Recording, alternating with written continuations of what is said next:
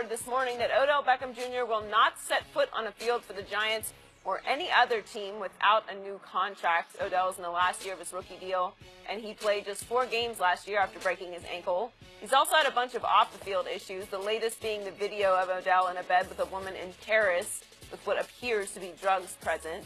Giants owner John Mara was asked about Odell at the owners' meeting yesterday. Let's take a listen. I think too often he allows himself to get put in bad situations, and he needs to use a little better judgment. I said before that I'm tired of answering questions about Odell's behavior and what the latest incident is, and I think he knows what we expect of him, and now it's up to him. When you say nobody's untouchable, can you foresee him not being on the team this year? I can't answer that one way or the other. I mean, we're certainly not shopping him, if that's what you're asking. But again, when you're coming off a season where you're 3-13 and played as poorly as we played, then I wouldn't say that anybody's untouchable. Shannon, what should the Giants do with Odell? I'm going to call Odell's bluff. You know, Skip, there's a saying that says when people say, I'm trying to find myself, self is not something you find. Self is something that you create. John Mara said Odell keeps finding himself in these situations. Odell is not finding himself in these situations. Odell is creating these situations. Because here it is hard for me to believe, and if I'm the Giants, I'm looking at it from John Mara's and the Giants' perspective. Here's a guy that his behavior on the field has been less than exemplary. There have been some things that happened off the field. If this video is true. He's doing all of this, Skip, and he's scheduled to make a little less than $8 million. Yeah. If I cut Odell a check for $50 million, then what?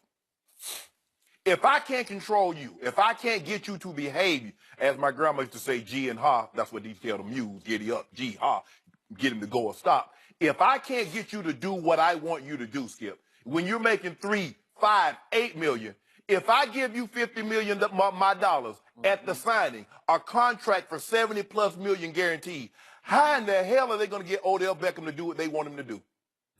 Odell Beckham, look, I understand you want your money, but you have to see, and as players sometimes all we look at it is from our point of view.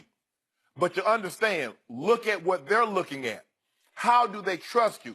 I fault the Giants for this. They could have nipped this in the bud long time ago when he was a rookie. Odell just didn't get like this. This has been his behavior all the while. Tom Coughlin, when he got into that altercation with Josh Norman, when he really lost his cool, they asked Tom Coughlin about it. Tom Coughlin says, I'm trying to win a game. In other words, what Tom Coughlin was saying, I'm willing to excuse any behavior. Skip, one of the most disciplined NFL coaches to ever walk the sidelines, says, I'm willing to excuse his behavior because he gives me the best opportunity to win the game. So Odell sees this. Because I'm so immensely talented, they'll excuse some of my behavior. So if I act foolish, if I act out, oh, well, that's Odell. He's so talented. Because you remember, Skip, the first thing out of their mouth, he's so talented. I can make a case he's the most talented receiver to ever play in the NFL. But what about these behavior? What about this? Odell is not finding himself in situation. Odell is creating these situations. And if I'm the Giants, I'm going to call his bluff. Because I don't know, hey, here's a guy that's gotten he's received the most money from from the Nike Corporation for the shoe deal. And any player, and think about all the players that's walked more than Jerry, Joe Montana or Elway or Brady or Manning, more than any of those guys. So there's really no drawback for him to ever act any other way because he's been rewarded. National commercial, Head and Shoulders. So he beats head. So there's really no real reason for Odell to do anything other than what Odell is doing because he's been properly compensated. He gets to fly all across the country, do all what he's been doing. So what's the ramifications? What's the repercussions of him doing it any other way? Odell, if I'm John Mara, if I'm the Giants, I'm going to call his bluff. I'm going to see if you're real about this. Because guess what? I think the Giants have been playing football since 1925. It's 2018. They went about, 90 of those years, didn't even know who Odell Beckham was. They'll be okay without him because they've only gone to the playoffs once with him. Hell, they can do that without him. That is true. So what are you saying you would do with him? I'm calling his bluff. Bye. You ain't coming. But here's the thing, though, Skip. The highest Odell value will be around draft time. Put the feelers out there. What y'all got? What y'all want? I ain't doing no Bill Belichick. I'm not. Hey, I hear it's Odell for a second rounder. What you got? If somebody's with, hey, you got a first, a second. You want to do something?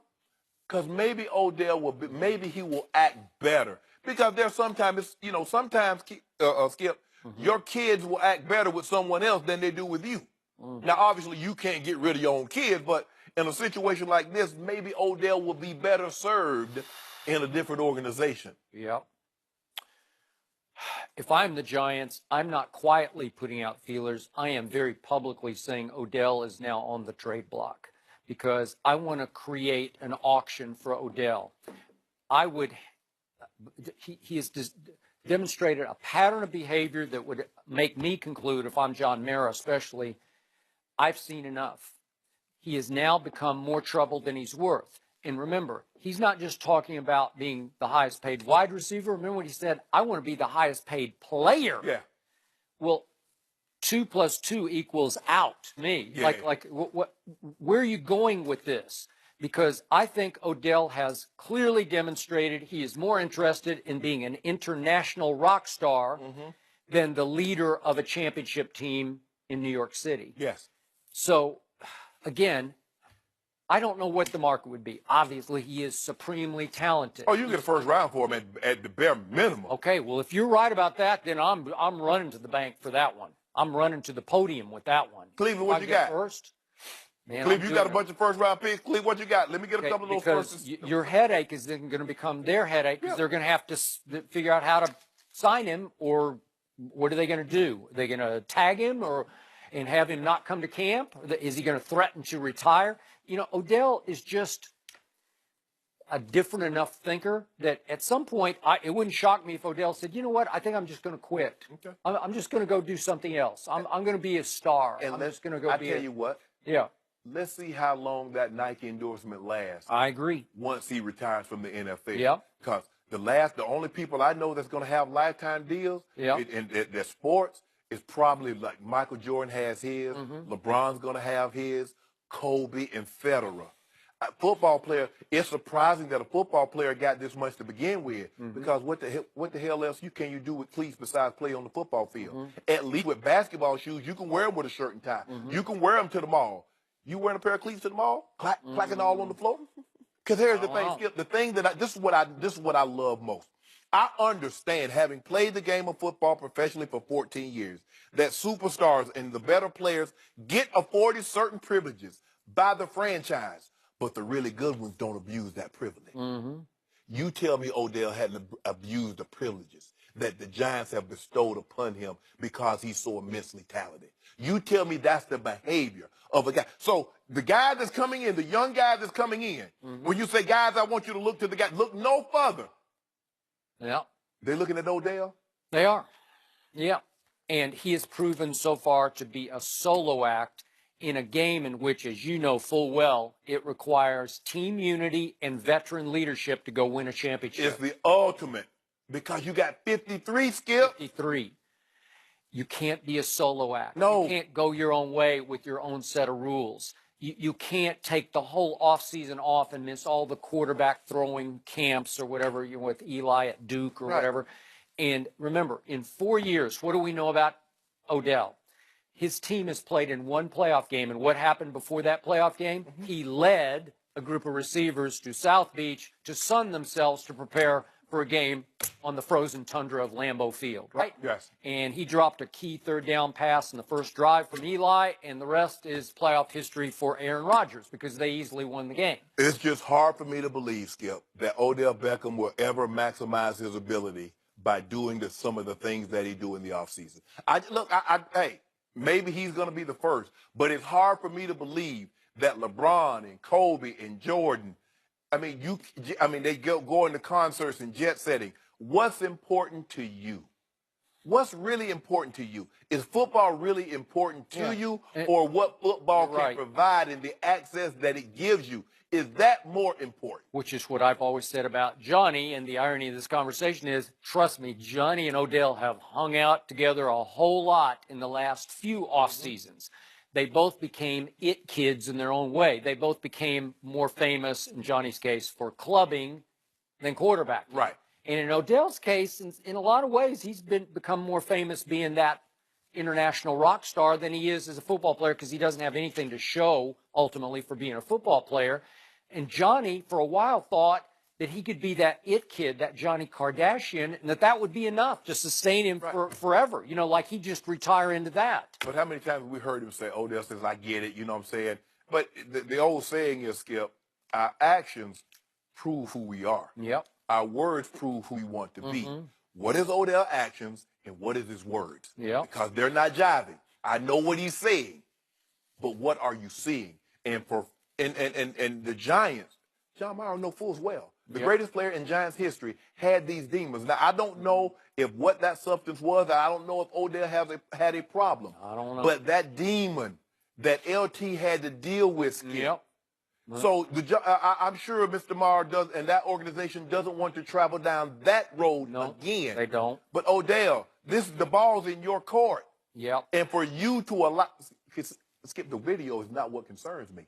You know why it doesn't concern me? Because if you allow that to happen in front of someone you just met the night before, imagine what you're capable of doing around people that you know and you feel most comfortable with. Doesn't the company you keep reveal your character? Yeah. Show me a guy's friends, and I'll tell you everything you need to know about the guy. That is true. Well, we have seen examples of people, you know, consistently getting in trouble with one organization and moving to another one and having great careers. So it's not unheard of. That may just be what has to happen. Next up, Johnny Manziel threw in front of 13 NFL scouts